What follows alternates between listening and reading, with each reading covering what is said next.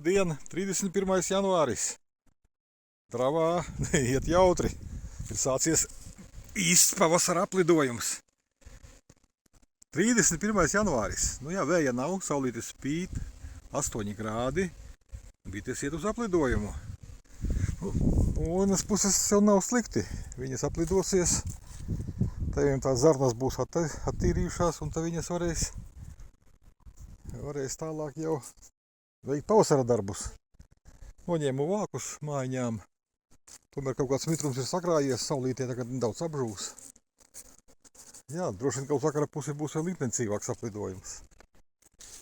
31. janvāris, šausmas.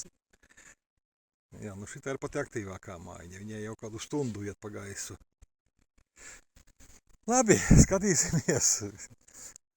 Ja šodien aplidosies, nu tad varbūt būs viss labi.